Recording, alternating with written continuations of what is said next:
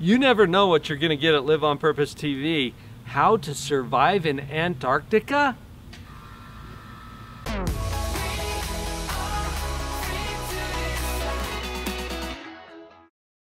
Okay, I'm not sure I can take you seriously. Although, you know what? Maybe this proves that we can take him seriously. Yes. When do we take on the topic of how to survive in Antarctica at Live on Purpose TV? Well, that's what we're doing today. This is my friend Aaron Linsdale. He is suited up in the full demonstrative gear about how to survive in Antarctica. Yep. Are you really in there, Aaron? Yes, sir. This is actually human. I'm in here. This is all part of the gear that's required to actually survive in polar climates. I mean, you can't just obviously show up in a jeans and t-shirt, because some people, they say, you know, what's all this stuff about? So yeah, like walk us through this. So the fur ruff, the reason that is there is because when the wind's blowing in your face at 50 miles an hour, that fur ruff actually stops the wind. Yeah. So I put this up. I actually would hear no wind if it was raging, but as soon as I take it off, I can't even get it off because I'm welded in here. Do you need some It's like help? a spacesuit. You got this? Yeah. See, there is somebody in here. There Yeah, he so is. that actually cuts off all that wind. So those tools that you have to have, like crazy gloves. I mean, I'm already sweating up a storm, so good you can't actually smell anything on YouTube. But Aaron, this is stuff you actually used in Antarctica. Yes. And I didn't share that to start the video, but okay, so Aaron is the author of Antarctic Tears. Mm-hmm. He spent, it was just a little over 3 months, I think, trekking solo across the continent of Antarctica to the South Pole. And you did that under your own power, all by yourself. Mm-hmm. This is what he actually wore there. So we're going to have fun today. In today's episode, there's some weird stuff coming up. Just stay tuned. But this is also seriously how to survive in Antarctica. Yep, absolutely. This is a real deal. Mm-hmm. The equipment obviously is very important, and this is what protected you from the elements that are more severe than anywhere on the planet. Antarctica is the lowest recorded temperature on Earth, minus 128 degrees at Vostok Station. So if you literally went out as you were dressed right now, I'd be toast. You would be dead, and your heart would be a frozen stone in about an hour at that temperature. Wow. Now, of course, you're a warm guy, and I know that would never happen, but...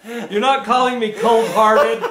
No, definitely not. But the gear that you have to have, the mask, the face mask, the hood, this is all part of the system to keep you alive and protect you from the elements. Because when you're skiing to the South Pole, the wind is actually in your face 100% of the time.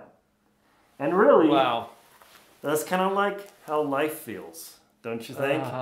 Oh, you're going to add a little psychological component. Well, now you're the professional psychologist. Nice. I'm just a crazy space guy here. But you know, I love that though, Aaron, because there are so many analogies for how this impacts life. And you actually speak to groups and corporations about this and tie it into something that we can all relate to, because how many of us really are going to go to Antarctica? Some of you might, because you found this video, and you've got some other tips for us too, but it really does have a lot of parallels to our everyday lives. In fact, we really got into that in another video that Aaron and I did together about resiliency and the importance of positivity. So we've tied that in the other video. Yeah, absolutely. That's the thing about equipment and whatever tough conditions you might be in, is that you see this, and I live in Miami, or I live in Corpus Christi, like, oh, what's all this craziness? Why do I need these things? So surviving in extreme environments wherever you are requires a lot of equipment, and we call it logistics, where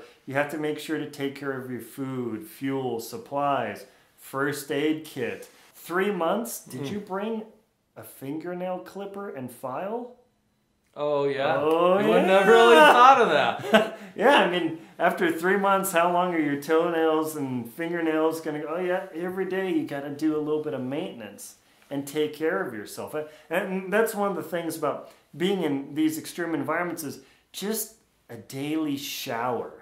The problems the daily shower takes care of. You would be amazed because Think about this. You're in a place where it's minus 40 degrees, and it takes an hour and a half to make enough water, 5 liters just to drink. How are you going to take a shower? You can't. And it's 30 below. Yeah, no. I mean, it's just, you can't spill water on your down sleeping bag. You can't do the solar shower deal. There's nothing you can do. So the best thing that I've experienced is you take your tea bag, you make your tea, you squeeze that thing out, and then you see, it's your little scrubby. Yeah, exactly. And then by the time it's done, it's like rubbing an ice cube on your body. And then it's done, and you put it in your trash bag, and then you move on. Wow. But the logistics of maintaining those things, and like I'll show you this in a minute, but butter, that's a huge factor in what your Land O'Lakes is fine. But you took butter with you. Yeah. Let me get this off here. Hopefully my hair is all good and messed up now. But I already knew this, Aaron, because in your book you share kind of a funny story about purchasing your butter. Oh yeah. In South America before you headed down to the polar cap there. Yeah. How many of those did you buy? Oh, I bought let's see, it was 200. So 140 bricks of butter. So 140 of these to eat, at least one a day. So I use Kerrygold. I'm not sponsored by them. Just saying. Not you can eat whatever butter you want. Yeah. But every day I would eat 8 ounces of butter, half a pound. Ate it. Yeah. See, you're not going to eat it now. Well, now there's people that talk, and then there's people that do. You're going to eat this. Yeah. So literally for breakfast, I would have to take this butter. And it's probably frozen. Yeah, well, in Antarctica. It's fat, though. So oil and fats take an extreme temperature to freeze solid. So right now, this is out of the refrigerator, and it's a little bit soft.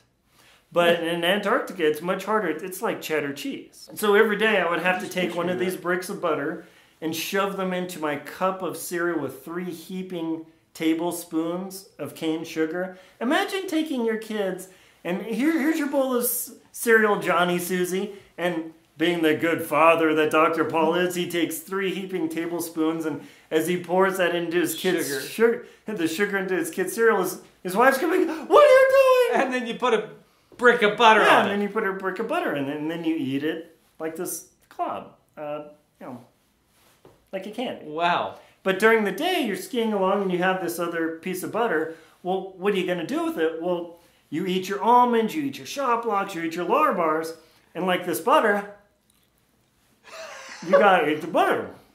Are you kidding me? Yeah. So excuse me for speaking with my mouth full. But you just look at the tooth marks in that. Right. That's crazy. But so you have to eat that food, but the kid... Well, you got to have some serious calories. Oh yeah. So you got to eat. I've never seen anybody do that before. So you have to eat at least 6,000 calories a day.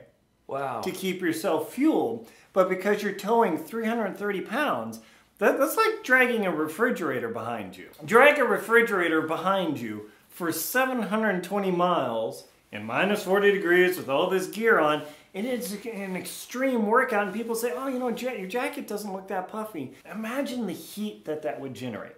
Just from your body. Yeah. So the number one... this is more to capture the heat, to retain the heat. Yeah, I mean, because as I'm skiing along, it's super hot. I unzip 2 inches. I zip it up. Oh, too hot. I unzip 1 inch.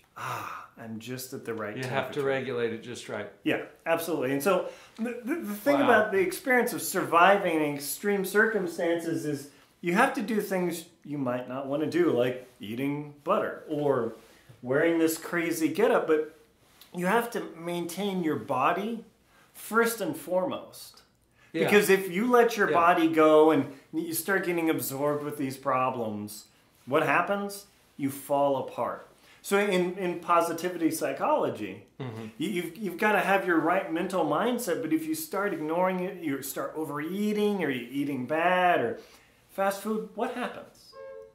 Yeah. You fall apart. I mean, so often, that's what I would ask you, Dr. Paul, what's the physiological attachment of maintaining your body versus your health and your attitude and your positivity. How's that all interact? Yeah, it's all interrelated, isn't it? In fact, in that other video that we made, we talked about positivity as being even more important than eating butter. Yes.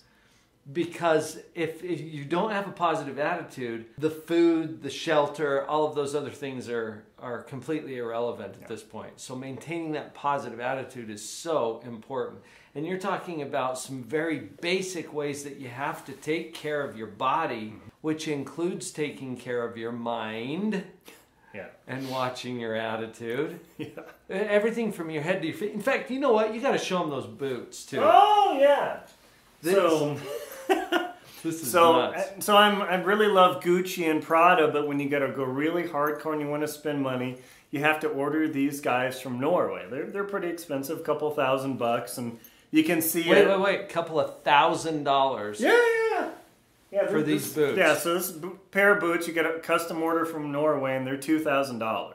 So by the time these kind of natty wool liners, they're a couple $100 each. So but this is what you need for your feet. Yeah. Oh, your feet are dead? You're out. dead. It's over. So these boots are literally everything. Gloves. I mean, they look like something out of here. Go ahead. Yeah, put it on. Wow. So see how long it takes before your hands start sweating. Oh wow! Look at that. And you can put that guy on there too. Oh, yeah. Going to Antarctica, people. Yeah, and those are the gloves, so you still have fingers, but you got to have mittens. But the whole idea is that... hefty. Yeah, like that? Yeah. Tell me when your hands start getting hot. Oh, they're already warm. Yeah, so when you have these challenges and you have to think, oh, what do I have to do and maintain everything to get through the challenge? I mean, a mechanic, you got to have your tool set. Yeah. A psychologist, you have to have your couch. A doctor, you got to have your scalpel or your stethoscope or whatever it is. So preparing for the conditions that you're going to run into, whatever it might be, is critical to your survival. Yeah. But the number one thing, that's what we talked about in our other video, is the belief that you can get through whatever challenge. Because I had a lot of troubles. The skis on my sleds broke, and I'm skiing along and going along, and all of a sudden, I can't move my sled, and I look back. This runner is just literally dangling off there like a little broken wing. And so, of course, I'm like, no, and I start screaming into the wind, because that's helpful. Nobody's going to hear you in the middle of Antarctica. Yeah, in the movie Alien, if you scream in space, will anyone hear you? And so I got upset, and I get down on my knees like, no, why? Why me? Yeah, and of course I've got my goggles on because it's super cold, and I'm so upset because I can see my expedition falling apart before my eyes. Yeah. And you get so upset and you get emotionally bound. What happens? You begin crying, right? The tears happen, and so you're getting upset. Oh my gosh!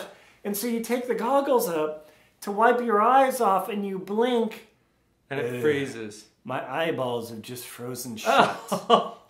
And so now you're wrapped up, you're super upset, things are gone, and you just gone blind. Sweet. It's made it worse.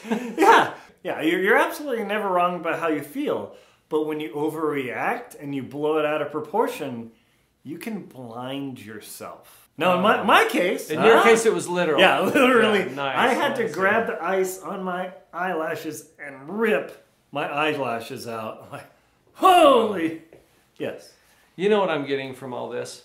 You can survive in Antarctica. Yes. Most of us aren't going to go do that. The principles apply to a lot of areas of life, but this is also a very literal thing. Yes. There are things you can do. You've shared that you take care of your body, you handle the logistics, you make sure your attitude's in the right place. Yep. You eat some butter for Pete's sake, right?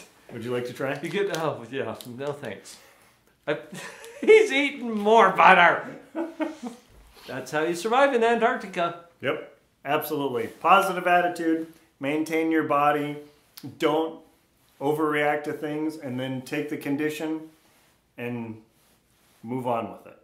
I had some fun with Aaron today. We got serious also about applying this to how a positive attitude affects your resiliency. Make sure you look up that episode as well.